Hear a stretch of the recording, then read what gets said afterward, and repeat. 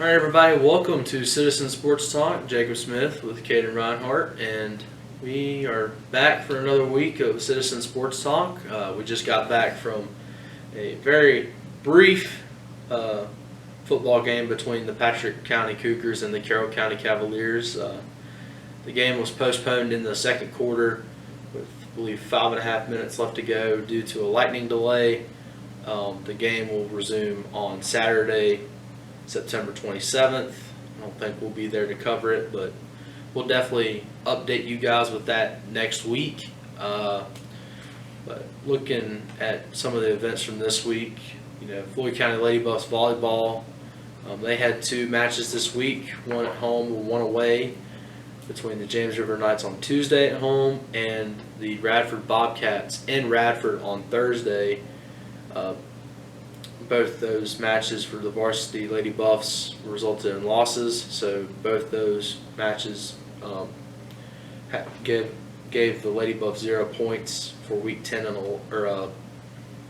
for their two most recent games.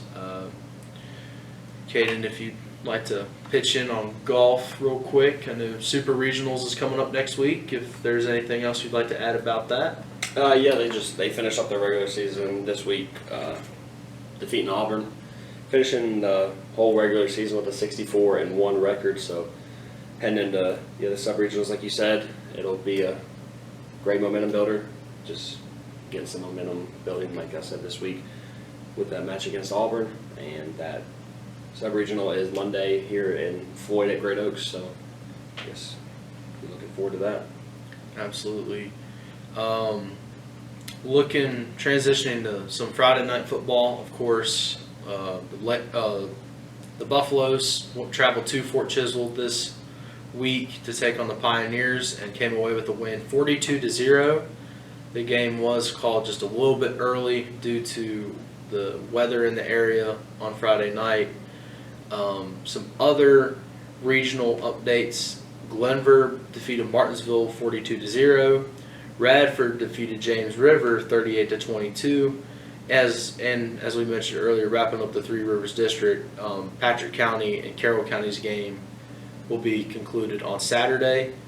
And then looking at some more regional opponents, Appomattox defeated Dan River 62-14.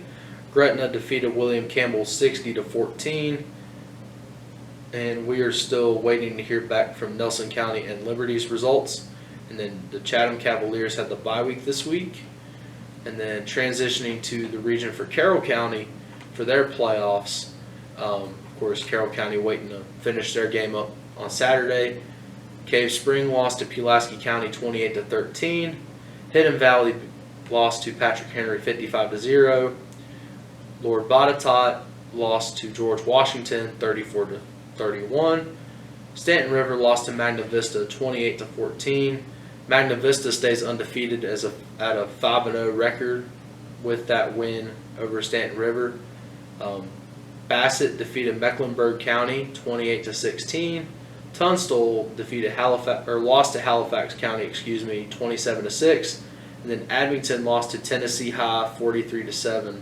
So we did also have three teams in the region: Christiansburg, Northside, and William Byrd, and I believe Northside as well had their byes this week, unless something changed. Caden, any thoughts? Just kind of read those off pretty quick, but of course we got to kind of keep up with the scores while we were waiting on the delay in Carroll. But any thoughts? Just kind of more of the same play from around the region that kind of we expected, these big wins for the teams that have already proven themselves already in this early season, as we kind of get towards that point of the season where the regional matchups really start to matter and start to get in full effect.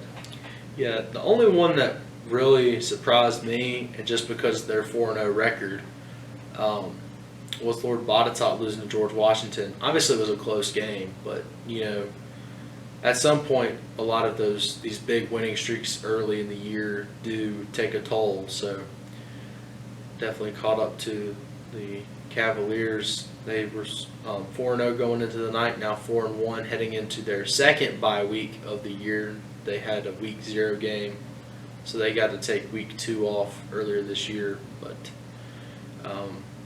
transitioning, I guess, talking a little bit about the Patrick Carroll game from what little we got to see in the majority of the first half tonight. If you have any thoughts you'd like to share first.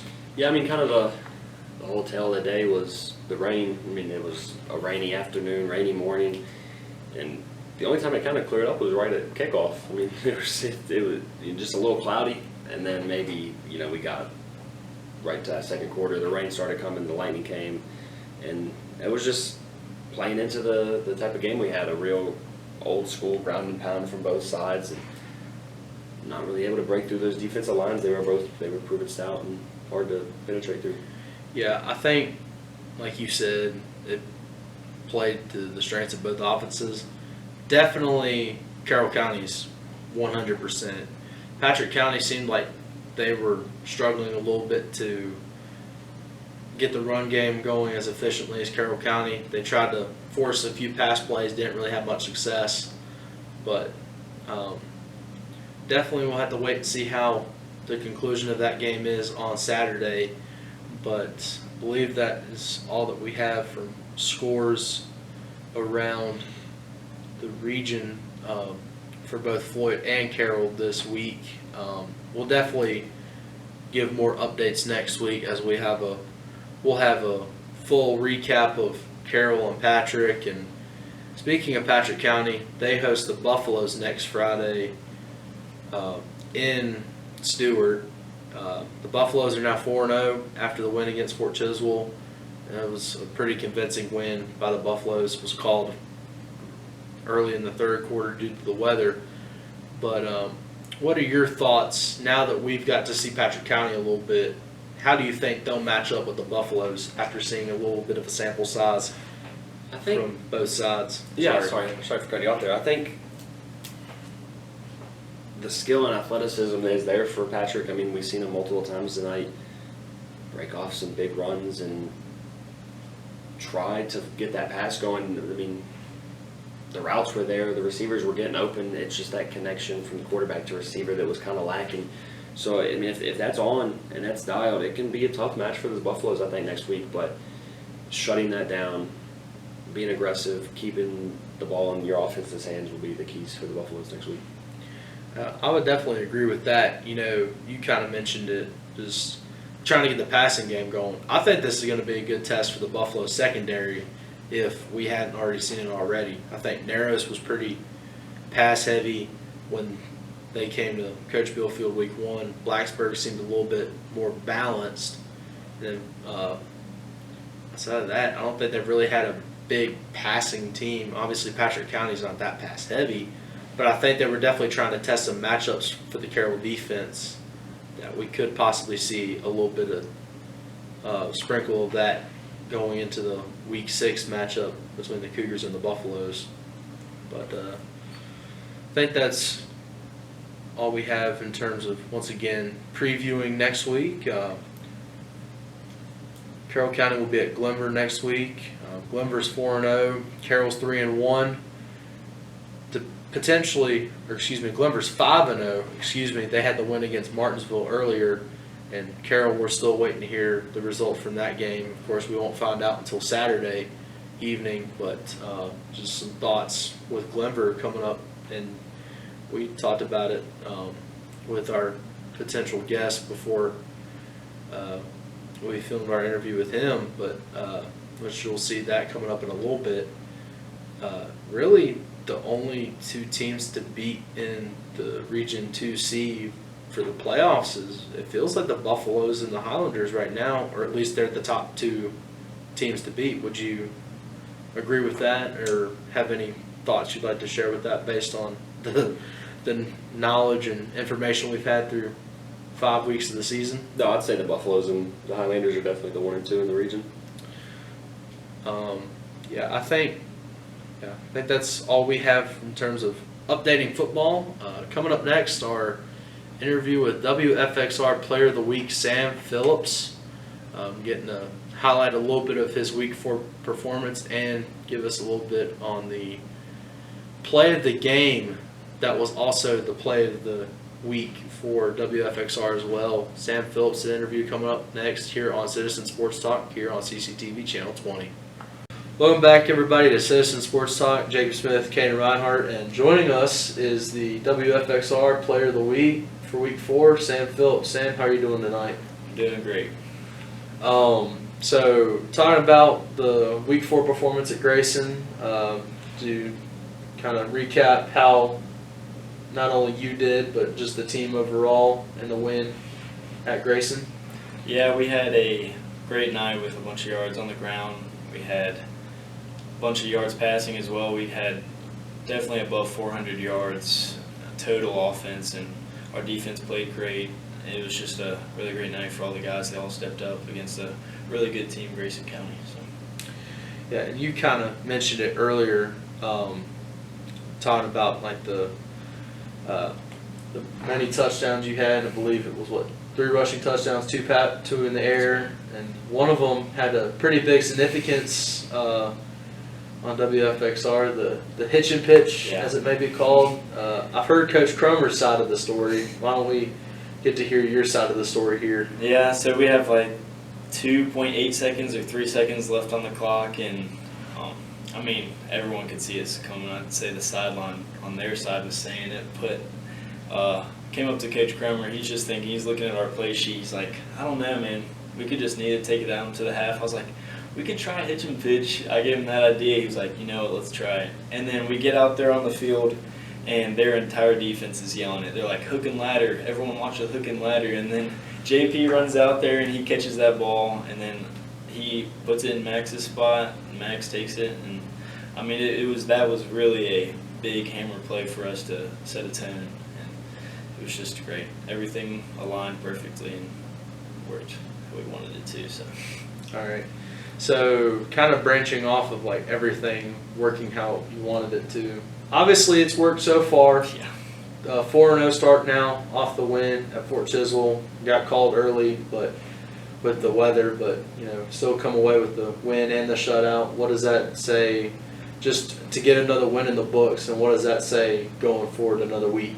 Oh, it's just a great way to keep rolling. We're gonna keep doing what we're doing. Fort Chiswell was just a faceless opponent for us. We're still gonna give everything we have, no matter the team it is. I mean, we're just doing our jobs. We're still have not had any turnovers against a team, even including tonight. So we're going to try and keep that mentality, keep hanging on to the ball, keep our offensive drives going, and playing strong up front on defense, and keep doing our jobs. That's right. It's cool. Kaden, is there any questions you'd like to pitch at Sam real quick? Yeah, you mentioned the no turnovers on the season this year. The offense y'all run, you yourself a dual threat quarterback. Does that play into that at all? Yeah, I'd agree. Coach Cromer's offense I have to be able to run and be able to throw for sure. For his idea of our offense, so it's just that's a big role, because once there's passes open, then I can throw the ball, and then once they get the passes covered, then I'm able to run, and it just sets up for both sides, and it's worked for us this season so far, so we're going to keep doing it. Well, Sam, I mean, you can run the ball, you can throw the ball, you can also guard the offense. You play on the defense as well. I mean, the conditioning that head coach Tim Cromer has instilled in y'all, you have multiple players on both sides of the ball. What does that say about this squad? I mean, it means a lot. It's a lot of guys stepping up, especially young guys. We had a big class, 17 or 18 seniors last year graduate, so we had a bunch of guys have to step up this year and fill roles, and there's a lot of people playing both sides, and they're doing great things on offense, and then they're also going there straight to defense to make big plays, which is what we need, and I'm glad I get to make a contribution on defense and make tackles, and I get to see their defense, but we're all working together. It's definitely a good team bond for sure. And you kind of mentioned earlier the big question that we had was like one word or one kind of brief description that you would say defines the Floyd County Buffaloes this year. What would that be? I was just saying it would be committed for sure. I mean, Coach Cromer has an idea for us. He's gotten us all rolling, and we all want to win. We have a good mindset, and we keep taking 1 week at a time. So All right. Thank you, Sam. I appreciate you kind of giving us your time after the Fort Chisholm win. Stop by and answer a few questions with us, and good luck to you next week, and good luck the rest of the season, and hope you have a good rest of your evening and celebrating the win. yeah, thank you for having me. It was fun. Yep. So I think that's going to wrap up this episode of Citizen Sports Talk. I'm Jacob Smith with Caden Reinhardt, Sam Phillips. and you're watching Citizen Sports Talk. Thank you, and have a great rest of your evening, ladies and gentlemen.